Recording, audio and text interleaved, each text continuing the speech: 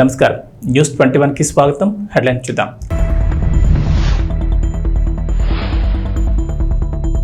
Telangana super game changer regional ring road 2 భాగాలుగా project, కేంద్ర ప్రభుత్వం కీలక అప్డేట్.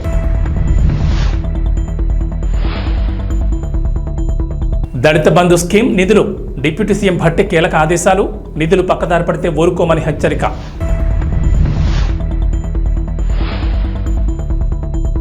రేపు కలెక్టర్లతో సదస్సు, సీఎం చంద్రబాబు కీలక నిర్ణయం.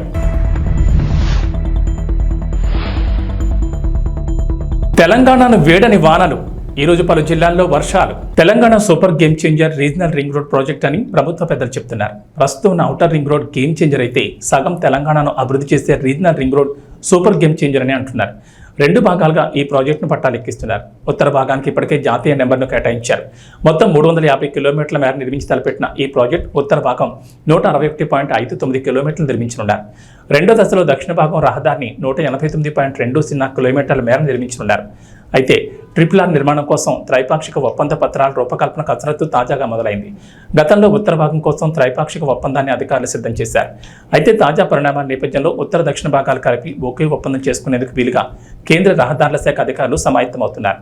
2 భాగాలకు కలిపి ఒప్పంద పత్రాలను రూపొందించే క్రమంలో రెండో భాగమైన దక్షిణ భాగంపై క్షేత్రస్థాయి పరిశీలన చేయాలని కేంద్ర మంత్రిత్వ శాఖ తెలంగాణలోని జాతీయ రహదారుల సంస్థ అధికారులను కోరినట్లు తెలిసింది. గతంతో పోలిస్తే దక్షిణ భాగం విస్తీర్ణం కాస్త పెరిగింది. అయితే ఈ మార్గానికి అధికారికంగా అలైన్మెంట్ ఇంకా ఖరారు చేయలేదు. షెడ్యూల్డ్ కులాల కమ్యూనిటీకి చెందిన కుటుంబాల ఆర్థిక అభివృద్ధి కోసం గత బీఆర్ఎస్ ప్రభుత్వం దళిత బంధు పథకం అమలు చేసిన సంగతి తెలిసిందే. ఈ పథకం కింద అర్హులైన ఎస్సీ కుటుంబాలకు వారి సొంత వ్యాపారాలు నిర్వహించుకుని ఆర్థికంగా నిలదొక్కునేందుకు గాను 10 లక్షల ఆర్థిక సహాయం అందించింది. వారు చిన్న వ్యాపారాలు, వ్యవస్థాపక వెంచర్లు ప్రారంభించడానికి ఒక్కో కుటుంబానికి 10 లక్షల చొప్పున గ్రాంట్ రూపంలో అందించారు. ఆదాయ ఉత్పత్తి పథకాలను స్థాపించడానికి 100% గ్రాంట్ సబ్సిడీగా అర్హులైన ఎస్సీ కుటుంబాలకు 10 లక్షలు వన్ టైం పెట్టుబడిగా అందించారు. అయితే ఈ పథకం అమల్లో అనేక అవకతవకలు జరిగాయని ప్రస్తుత కాంగ్రెస్ ప్రభుత్వం ఆరోపిస్తోంది. ఎమ్మెల్యేలు, బీఆర్ఎస్ పార్టీ పెద్ద లీడర్లు కుమ్మక్కై నిధులను పక్కదారి పట్టించారనే విమర్శలు ఉన్నాయి. ఈ నేపథ్యంలో డిప్యూటీ సీఎం భట్టి విక్రమార్క కీలక ఆదేశాలు జారీ చేశారు. దళిత బంధు పథకం నిధులు దారి మళ్లితే ఊరుకున్నది లేదని స్పష్టం చేశారు. ఖమ్మం జిల్లా చింతకాని మండల కేంద్రంలో దళిత బంధు అమలుపై అధికారులతో ఆయన సమీక్ష నిర్వహించారు. వారం రోజులుగా దారి మళ్లిన నిధులను తిరిగి లబ్ధిదారులకు అప్పగించాలని అధికారులకు కీలక ఆదేశాలు జారీ చేశారు. రైతు భరోసా గత ప్రభుత్వం అమలు చేసిన రైతు బంధు పథకం కింద 5 సంవత్సరాల్లో 80,440 కోట్ల రూపాయలు ఖర్చు చేసింది.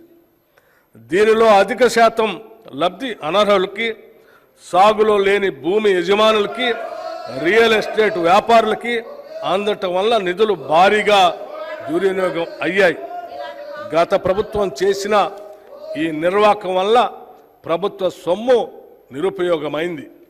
గత ప్రభుత్వం వారు రూపొందించుకున్న నియమ నిబంధనలను వారే తుంగలో తొక్కారు.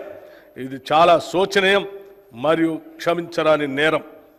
మా ప్రభుత్వం అర్హులైన రైతులకు మాత్రమే లబ్ధి చేకూరేలాగా రైతు బంధు పథకం స్థానే రైతు భరోసాను తీసుకొచ్చింది. ఈ పథకం ద్వారా అర్హులైన రైతులకు ఏటా ఎకరానికి 15,000 రూపాయలు చెల్లించాలన్నది మా ప్రభుత్వ సంకల్పం. దీని అమలుకు విధి విధానాలు చర్చించి నిర్ణయించడానికి ఒక కేబినెట్ సబ్ కమిటీ ఏర్పాటు చేశాం. ఈ కమిటీ పలు జిల్లాల్లో పర్యటించి ఆ ప్రాంత రైతుల్ని, వ్యవసాయ రంగ నిపుణుల్ని, మేధావుల్ని సంప్రదించి వారి అభిప్రాయాలను సేకరించింది. ప్రజాభిప్రాయాలన్నింటినీ క్రోడీకరించి వాటిని గౌరవ సభలో ఉంచి చర్చించి గౌరవ శాసనసభ్యులు అందరి అభిప్రాయాన్ని తీసుకొని అమలు చేయాల్సిన విధి విధానాలపై తగిన నిర్ణయం తీసుకుంటాం. ప్రభుత్వ విధానాలు పారదర్శకంగా ప్రజల భాగస్వామ్యంతో ఖరారు చేయాలి. అంతేకాని 4 గోడల గడిల మధ్యన కాదు అని మా పనితీరుకు రైతు భరోసా విధానం ఒక ఉదాహరణ. రాష్ట్రంలో కూటమి ప్రభుత్వం ఏర్పడిన తర్వాత తొలిసారి కలెక్టర్ల సదస్సును ఆగస్టు 5 నిర్వహిస్తున్నారు. అమరావతిలోని సచివాలయంలో జరిగే ఈ సమావేశాన్ని తొలుత 2 రోజుల పాటు నిర్వహించాలని భావించారు. తాజాగా దీన్ని ఒక్క రోజుకే పరిమితం చేసింది టీడీపీ కూటమి సర్కార్. ఇందుకు సంబంధించిన ఎజెండాను కూడా ఖరారు చేసింది. సోమవారం ఉదయం తొలుత వివిధ శాఖలపై సమీక్ష చేపడతారు. సాయంత్రం కలెక్టర్లు, జిల్లా ఎస్పీలతో శాంతి భద్రతలపై సమీక్ష నిర్వహించి సమావేశాన్ని ముగించనున్నారు. పాలనాపరమైన అంశాలు, విధాన నిర్ణయాలు, సంక్షేమ పథకాల అమలు, ఇసుక, వ్యవసాయం తదితర విభాగాల్లో నెలకొన్న సమస్యలపై ప్రభుత్వానికి స్పష్టత ఉండడంతో కలెక్టర్ల సమావేశంలో తొలుత ప్రాథమిక రంగాలపైనే చర్చించనున్నారు. మొదట వ్యవసాయం, అనుబంధ రంగాలు, అటవీ సంపద, గనులపై చర్చ జరిగేలా ఎజెండా రూపొందించారు. ఆయా అంశాలపై సంబంధిత శాఖల కార్యదర్శులు పవర్ పాయింట్ ప్రజెంటేషన్లు ఇస్తారు. తమ ప్రాధాన్యాలు, లక్ష్యాలను కలెక్టర్లకు వారు వివరించనున్నారు. మధ్యాహ్న విరామం తర్వాత బడుగు బలహీన వర్గాల సంక్షేమంపై చర్చించనున్నారు. అనంతరం వైద్య ఆరోగ్య శాఖ, సీజనల్ పరిస్థితులు, తీసుకోవాల్సిన జాగ్రత్తలు, విద్యారంగం, మున్సిపల్, సిఆర్డీఏ, పంచాయతీరాజ్, గ్రామీణాభివృద్ధి, గృహ నిర్మాణం, జలవనరులు, పౌర సరఫరాలు, పరిశ్రమలపై ప్రత్యేకంగా చర్చ. సాయంత్రం రెవెన్యూ శాఖపై చర్చ జరగనుంది. హైదరాబాద్ మహానగరం భౌగోళిక పరిధిని పెంచనున్నట్లు ముఖ్యమంత్రి రేవంత్ రెడ్డి ఇదివరకే ప్రకటించారు. ఈ నేపథ్యంలో విపత్తుల నిర్వహణ విభాగం పరిధిని, దాని బాధ్యతలను విస్తరించాలని అధికారులకు కీలక ఆదేశాలు జారీ చేశారు. జీహెచ్ఎంసీ, దాని చుట్టూ ఉన్న 27 మున్సిపాలిటీలు, కార్పొరేషన్లు, మొత్తంగా ఔటర్ రింగ్ రోడ్ వరకు విపత్తుల విభాగం సేవలు అందించేందుకు వ్యవస్థాపరమైన మార్పులు చేయాలని చెప్పారు. విపత్తుల నిర్వహణ విభాగాన్ని ఇక నుంచి Hyderabad disaster response and asset protection agency అని పేరు మార్చాలని నిర్ణయించారు. ఈ నేపథ్యంలో హైదరాబాద్ పరిధిలోకి 33 గ్రామాలు చేరుస్తూ పంచాయతీరాజ్, గ్రామీణాభివృద్ధి శాఖ తాజాగా ప్రతిపాదనలు సిద్ధం చేసింది. హైదరాబాద్ పరిధిని ఓఆర్ఆర్ వరకు విస్తరించాలని రాష్ట్ర ప్రభుత్వం నిర్ణయం మేరకు మున్సిపాలిటీలు, మున్సిపల్ కార్పొరేషన్లు, గ్రామ పంచాయతీలను గుర్తించిన అధికారులు వాటి జాబితాను ప్రభుత్వానికి నివేదించింది. మొత్తం హైదరాబాద్ పరిధి 2053 చదరపు కిలోమీటర్లుగా నిర్ణయించారు. అందులో 33 గ్రామ పంచాయతీలు, విస్తీర్ణం 386.28 చదరపు కిలోమీటర్లుగా అధికారులు గుర్తించారు. ఈ గ్రామాల్లో 172,836 మంది నివసిస్తున్నట్లు నివేదికలు వెల్లడించారు. రైతు బజార్లను పటిష్టం చేయాలన్న ఆంధ్రప్రదేశ్ ముఖ్యమంత్రి చంద్రబాబు నాయుడు ఆదేశాలకు అనుగుణంగా అధికారులు చర్యలు చేపట్టారు. త్వరలోనే రాష్ట్ర వ్యాప్తంగా మొత్తం 100 మొబైల్ రైతు బజార్లను ఏర్పాటు చేయనున్నారు. వీటిని రాష్ట్రంలోని ప్రధాన నగరాల్లో ప్రారంభిస్తున్నట్లు ఏపీ రైతు బజార్ల సీఈఓ శేఖర్ బాబు శనివారం వెల్లడించారు. విశాఖపట్నం, రాజమండ్రి, విజయవాడ, తిరుపతి, కర్నూలు వంటి నగరాల్లో అపార్ట్మెంట్లు, గేటెడ్ కమ్యూనిటీ, శివారు కాలనీలో ఉండే ప్రజలకు ఈ రైతు బజార్ సేవలను అందుబాటులో తీసుకెళ్లాలని ప్రతిపాదించారు. ప్రస్తుతం మొబైల్ రైతు బజార్లు గుంటూరు, విజయవాడలో కేవలం 16 మాత్రమే ఉన్నాయి. మరో 100 మొబైల్ రైతు బజార్లను ప్రారంభిస్తామని ఆయన చెప్పారు. మరోవైపు రాష్ట్ర వ్యాప్తంగా ప్రస్తుతం 111 రైతు బజార్లు ఉండగా సాలూరు, అనపర్తి, అంగార, రాయవరం, బాపట్ల, వేంపల్లి, ప్రొద్దుటూరు, పత్తికొండ, ఆళ్లగడ్డ, పెలుగోడు, ఆత్మకూరు, మదనపల్లిలో కొత్తగా ప్రారంభం కానున్నాయి. వీటి నిర్మాణం పూర్తయిందని, త్వరలో ప్రారంభించనున్నామని శేఖర్ బాబు తెలిపారు. అలాగే ప్రతి మున్సిపల్ కేంద్రంలో రైతు బజార్ ఏర్పాటుకు ప్రతిపాదన ఉందని చెప్పారు. కానీ ప్రస్తుతం 98 మున్సిపాలిటీల్లోని 74 చోట్లే రైతు బజార్లు ఉన్నాయని వివరించారు. స్వాతంత్ర దినోత్సవం సందర్భంగా ఏపీ ప్రజలకు ప్రభుత్వం 3 శుభవార్తలు చెప్పనున్నట్లు తెలుస్తోంది. ఎన్నికల ప్రచారంలో భాగంగా సూపర్ 6 పేరిట 6 హామీలు ఇచ్చిన టీడీపీ కూటమి అధికారంలోకి వచ్చిన తర్వాత వాటి అమలుపై ఫోకస్ పెట్టింది. ఈ క్రమంలోనే ఆగస్టు 15 నుంచి 3 పథకాలను ఏపీ ప్రభుత్వం అమలు చేయనున్నట్లు ప్రచారం జరుగుతోంది. మహిళలకు ఉచిత బస్సు ప్రయాణం, తల్లికి వందనం పథకం, అన్నా క్యాంటీన్లను ఆగస్టు 15 నుంచి ప్రారంభించనున్నట్లు తెలుస్తోంది. అయితే అన్నా క్యాంటీన్ల ఏర్పాటుపై ఇప్పటికే స్పష్టత ఉంది. ఆగస్టు 15 నుంచి 100 అన్నా క్యాంటీన్లు ప్రారంభిస్తామని ఏపీ ప్రభుత్వం ఇప్పటికే ప్రకటించింది. ఈ క్రమంలోనే ఏర్పాట్లు కూడా జరుగుతున్నాయి. ఇక వీటితో పాటుగా తల్లికి వందనం, ఆర్టీసీ బస్సుల్లో మహిళలకు ఉచిత ప్రయాణం హామీలను కూడా అమలు చేస్తారంటూ వార్తలు వస్తున్నాయి. గత కొన్ని రోజులుగా వివిధ శాఖలపై వరుసగా సమీక్షలు జరుపుతున్న ఏపీ సీఎం చంద్రబాబు నాయుడు ఈ పథకాల అమలుపైన దృష్టి పెట్టినట్టు తెలుస్తోంది. మహిళలకు ఉచిత బస్సు ప్రయాణం హామీ అమలుపై ఇప్పటికే ఎంత ఖర్చు అవుతుందని దానిపై అధికారులు లెక్కలు తయారు చేశారు. ప్రతి నెల 250 కోట్ల వరకు భారం పడొచ్చని అంచనాకొచ్చారు. ఇక పథకం అమలు చేసేందుకు పొరుగున ఉన్న కర్ణాటక, తెలంగాణ రాష్ట్రాల్లో అమలవుతున్న విధానాలను ప్రభుత్వం పరిశీలించనుంది. కాళహస్తిలోని ప్రభుత్వ ఆదేశాల మేరకు తల్లిపాల వారోత్సవాలను శ్రీకాళహస్తిలోని ఏరియా ఆసుపత్రి సూపరింటెండెంట్ విజయలక్ష్మి ఆధ్వర్యంలో ఏరియా ఆసుపత్రి నందు ఆసుపత్రి డాక్టర్లు తల్లిపాల యొక్క ప్రాముఖ్యతను, తల్లిపాలు బిడ్డకు రోగనిరోధక శక్తిని ఏ విధంగా కలిగిస్తుందో తెలియజేస్తూ గర్భిణీలకు మరియు బాలింతలకు అవగాహన కార్యక్రమం నిర్వహించారు. ఈ కార్యక్రమంలో రోటరీ క్లబ్ ప్రెసిడెంట్ శైలజ మరియు సభ్యులు పాల్గొని గర్భిణీలకు మరియు బాలింతలకు బ్రెడ్లు, పండ్లు, పాలు, చిన్నారులకు బట్టలు పంపిణీ చేశారు. రోటరీ క్లబ్ సభ్యులు మాట్లాడుతూ రోటరీ క్లబ్ సేవా కార్యక్రమాల్లో భాగంగా ప్రభుత్వం నిర్వహిస్తున్న తల్లిపాల వారోత్సవాలు పురస్కరించుకుని శ్రీకాళహస్తిలోని ప్రభుత్వ ఆసుపత్రి నందు గర్భిణీలకు మరియు బాలింతలకు తమ వంతు సహాయంగా పాలు, పండ్లు, బ్రెడ్లు, చిన్నారులకు బట్టలు పంపిణీ చేశామని, తల్లిపాల యొక్క ఆవశ్యకత, తల్లిపాలు బిడ్డకు పట్టిస్తే ఎటువంటి లాభాలు చేకూరుతాయో తల్లులకు అవగాహన కల్పించామని తెలిపారు.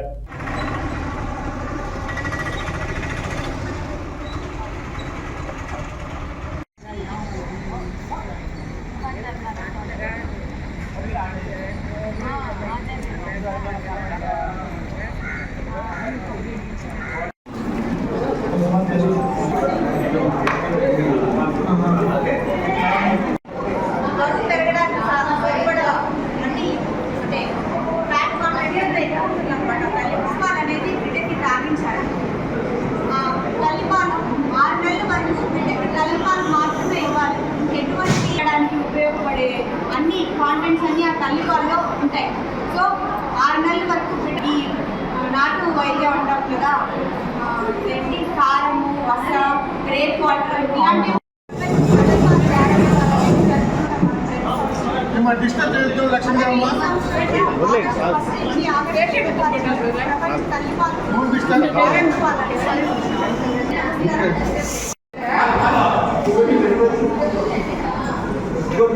అనకాపల్లి జిల్లా చీడికాడ రావికవతం ప్రాంతాల్లో భారీగా గంజాయిని పట్టుకున్నారు. సుమారు 12 లక్షల విలువ చేసే 250 కేజీల గంజాయిని స్వాధీనం చేసుకున్నారు. గాంజా పాటుగా మనం మొత్తం అనకాపల్లి డిస్ట్రిక్ట్లో కూడా గాంజా మీద నిఘా పెంచడం జరిగింది. సో ఈ ఎఫర్ట్స్ రిజల్ట్గా నిన్న మనకి 2 మేజర్ క్యాచెస్ అయినాయి. చీడికాడ పోలీస్ స్టేషన్ లిమిట్స్లో ఒక 150 కేజీస్ గాంజా పట్టుకున్నాము.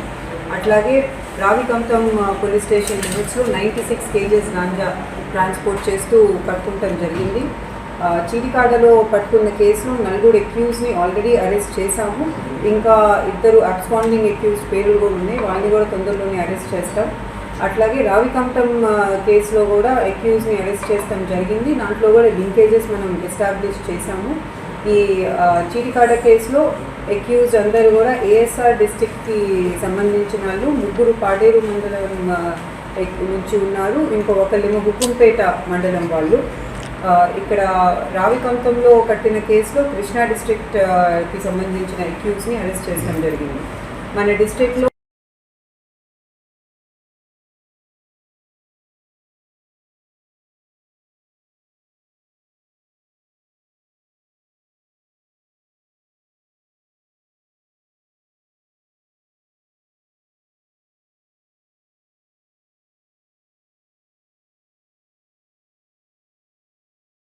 రాష్ట్రమంతా జలకళతో వెలుగోడు బ్యాలెన్సింగ్ రిజర్వాయర్ నుంచి మద్రాస్ కాలువకు నీటిని విడుదల చేసి ఒక గేటు ద్వారా మద్రాస్ కాలువకు 1000 క్యూసెక్ల నీటిని ఎమ్మెల్యే బుడ్డ రాజశేఖర రెడ్డి విడుదల చేశారు.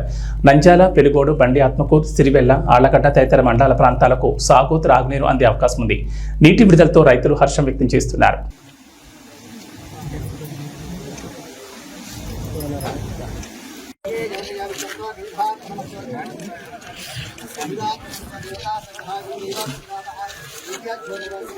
పక్కకు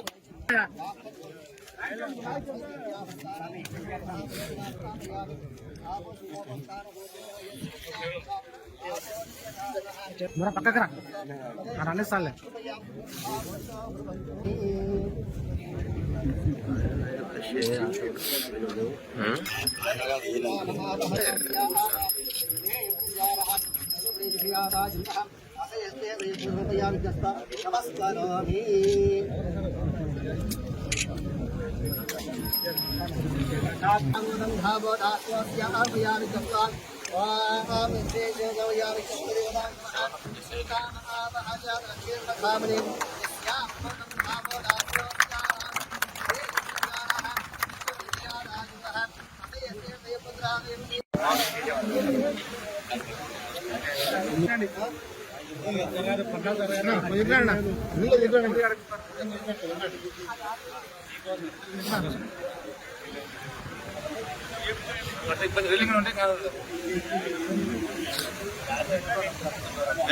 ముందరగా చెప్తావు ఆడుకో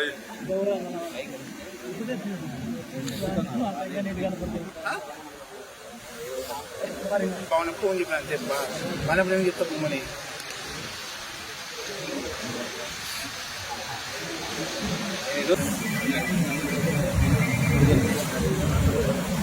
అప్పుడే చెప్పింది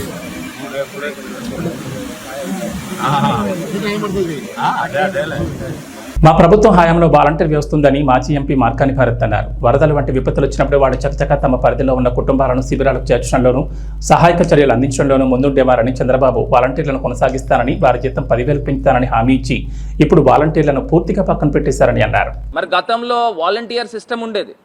మరి ఆ వాలంటీర్ సిస్టమ్ ఉన్నప్పుడు చకచక చురుగ్గా పిల్లలు పనిచేసేవారు. మరి ఇలాంటి మరి ఘటనలు జరిగినప్పుడు ఇమ్మీడియట్గా రెస్పాండ్ అయ్యేవారు. రెస్పాండ్ అయ్యి ఎక్కడికక్కడ మొత్తము వాళ్ళకి అందరికీ కూడా, బాధితులకి అందరికీ కూడా వీళ్ళే వాలంటీర్ సిస్టమ్ అంతా గొప్పగా పనిచేసిన సందర్భం. మరి ఈ చంద్రబాబు నాయుడు గారు వచ్చిన తర్వాత వాలంటీర్లకి 10,000 రూపాయలు మరి వాళ్ళకి స్టైఫండ్ కానీ లేకపోతే ఇస్తానని చెప్పి మరి వాళ్ళని ఏ రకంగా తీసేసిన సందర్భాలు, వాలంటీర్ సిస్టమ్నే మొత్తం నిర్మూలన చేసిన సందర్భం. రాష్ట్ర వ్యాప్తంగా 4 లక్షల మంది పిల్లలు వాలంటీర్ పిల్లల్ని తీసేసిన సందర్భం. మరి ఇది ఎక్కడికి వెళ్ళిపోతా ఉన్నాము? మరి ఇదే చంద్రబాబు నాయుడు గారు నిరుద్యోగ భృతి 3000 ఇస్తా అన్నాడు. మరి వాలంటీర్స్ కూడా పాపం చాలామందికి ఉద్యోగ ఉపాధి లేకపోవడం వలన కదా మరి వాలంటీర్స్ కింద వస్తూ ఉన్నారు. మరి నిజంగా ఆ రకంగా ఆలోచన చేసిన ఈ వాలంటీర్ సిస్టమ్ని కంటిన్యూ చేయాలి కదా. మరి ఈయనే మాటలు ఇచ్చాడు, ఇదే చంద్రబాబు నాయుడు గారు మరి మాటలు ఇచ్చి వాగ్దానాలు చేసి మరి ఏ రకంగా వాలంటీర్ సిస్టమ్ని పూర్తిగా నిర్వీర్యం చేసిన సందర్భం. రాష్ట్రమంతా జలకళతో వెలుగోడు బ్యాలెన్సింగ్ రిజర్వాయర్ నుంచి మద్రాస్ కాలువకు నీటిని విడుదల చేసి ఒక గేటు ద్వారా మద్రాస్ కాలువకు 1000 క్యూసెక్ల నీటిని ఎమ్మెల్యే బుడ్డ రాజశేఖర రెడ్డి విడుదల చేశారు. నంద్యాల, వెలుగోడు, బండి ఆత్మకూరు, సిరివెల్ల, ఆళ్లగడ్డ తదితర మండల ప్రాంతాలకు సాగు, త్రాగునీరు అందే అవకాశం ఉంది. నీటి విడుదలతో రైతులు హర్షం వ్యక్తం చేస్తున్నారు.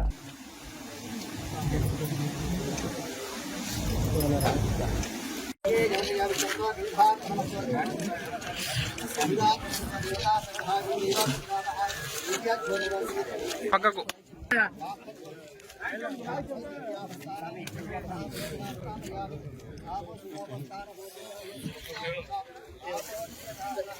పక్కకు రా అన్ని సార్లే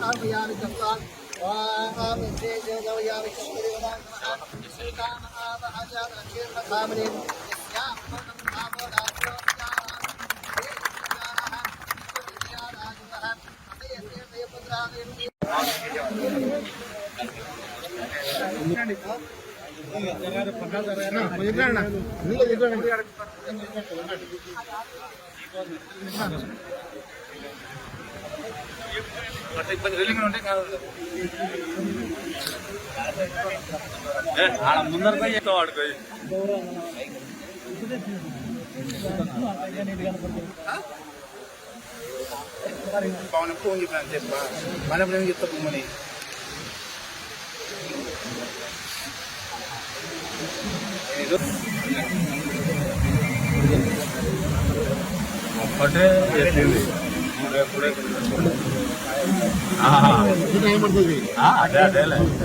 టాలీవుడ్ లో ది బెస్ట్ డాన్సర్ ఎవరు అంటే రామ్ చరణ్, జూనియర్ ఎన్టీఆర్, అల్లు అర్జున్ అంటూ చాలా మంది ఆన్సర్ ఇస్తారు. కానీ గ్రేస్లో స్టైల్లో మాత్రం ఆల్ టైమ్ గ్రేటెస్ట్ ఎవరు అంటే మెగాస్టార్ చిరంజీవి అని చెప్పక తప్పదు. ఎందుకంటే చిరు అలా స్టెప్ వేస్తే ఫ్యాన్స్కి ఇలా పూనకాలు రాక తప్పదు. వేసే చిన్న చిన్న మూమెంట్స్లో కూడా అద్భుతమైన గ్రేస్ ఉన్న ఏకైక హీరో చిరంజీవి అనేది అందరికీ తెలిసిందే. కానీ ఇటీవల ఓ ఇంటర్వ్యూలో హీరోయిన్ కీర్తి సురేష్ ఇచ్చిన ఆన్సర్ ప్రేక్షకులను అవాక్కయ్యేలా చేసింది. మీ ఫేవరెట్ డాన్సర్ ఎవరు, చిరంజీవి లేదా తలపతి విజయ్ అని యాంకర్ అడిగిన ప్రశ్నకు విజయ్ అంటూ కీర్తి సురేష్ సమాధానమిచ్చింది. దీంతో మెగా ఫ్యాన్స్ సహా తెలుగు ఆడియన్స్ కీర్తి సురేష్ను ఓ రేంజ్లో ట్రోల్ చేశారు. ఇక తాజాగా విజయ్ ది గోట్ సినిమాలో స్పార్క్ సాంగ్ను రిలీజ్ చేయగా ఇందులో తలపతి స్టెప్పులు చూసి మెగా ఫ్యాన్స్ తెగ నవ్వుకుంటున్నారు. ఈ పాట రిలీజ్ అయ్యాక కీర్తి సురేష్ విజయ్ని కలిపి తెగ ట్రోల్ చేస్తున్నారు. నిజానికి విజయ్ మంచి డాన్సరే, కానీ చిరంజీవి కంటే మంచి డాన్సర్ అన్నది మాత్రమే ఇక్కడ సమస్య. ఎందుకంటే తలపతి స్టెప్పులను తమిళ తంబేలు తెగ ఎంజాయ్ చేస్తారు, అది వేరే విషయం, వాళ్ళ ఇష్టం. కానీ కీర్తి సురేష్ తెలుగులో కూడా క్రేజులు నటి కావడంతో ఆమె చెప్పిన ఆన్సర్ మన వాళ్ళకి అస్సలు నచ్చలేదు. ఇక గోడ్ సినిమాలో స్పార్క్ పాటకి విజయ్ వేసిన డాన్స్ ఆయన ఫ్యాన్స్కే చాలా మందికి నచ్చలేదు. కావాలని విజయ్ని ట్రోల్ చేయడానికి ఇలాంటి స్టెప్పులు కంపోజ్ చేశారేమో అంటూ మెగా ఫ్యాన్స్ సెటైర్లు వేస్తున్నారు. వీటిని డిఫెండ్ చేసుకోవడానికి కూడా విజయ్ అభిమానులకు కుదరడం లేదు. ఎందుకంటే తాజా సాంగ్లో విజయ్ స్టెప్పులు అలా ఉన్నాయంటూ మెగా ఫ్యాన్స్ అంటున్నారు. తెలంగాణలో నేడు కూడా వర్షాలు కురిసే ఛాన్స్ ఉందని హైదరాబాద్ వాతావరణ కేంద్రం అధికారులు వెల్లడించారు. అల్పపీడన ప్రభావంతో రాష్ట్రంలోని పలు జిల్లాల్లో నేడు వర్షాలు కురుస్తాయన్నారు. దక్షిణాది రాష్ట్రాల్లో రుతుపవనాలు చాలా యాక్టివ్గా ఉన్నాయని, తెలుగు రాష్ట్రాలపై కూడా ద్రోణి ప్రభావం ఉందన్నారు. గుజరాత్, కేరళ దగ్గర కూడా మరో ద్రోణి కొనసాగుతుందని చెప్పారు. వీటి ప్రభావంతో తెలంగాణతో పాటు ఆంధ్రప్రదేశ్లోనూ నేడు రేపు వర్షాలు కురుస్తాయని అన్నారు. ఇవాళ తెలుగు రాష్ట్రాల్లో మేఘాలు కమ్ముకుని ఉంటాయన్నారు. అయితే కొంచెం వేడి, ఉక్కపోత కూడా ఉండే ఛాన్స్ ఉందన్నారు. సాయంత్రం 4 తర్వాత పశ్చిమ తెలంగాణలో జల్లులతో కూడిన వర్షం మొదలవుతుందని వెల్లడించారు. ప్రధానంగా సిరిసిల్ల, ఆదిలాబాద్, ఆసిఫాబాద్, నిర్మల్, నిజామాబాద్, జగిత్యాల, మంచిర్యాల, కొత్తగూడెం, కామారెడ్డి, సిద్దిపేట, మెదక్, భూపాల్పల్లి, ములుగు జిల్లాలో ఓ మోస్తరు నుంచి భారీ వర్షాలకు ఛాన్స్ ఉందన్నారు. ఈ మేరకు ఆయా జిల్లాలకు అధికారులు ఎల్లో అలర్ట్ జారీ చేశారు. ఇవి బులెటిన్ విశేషాలు. నమస్కారం.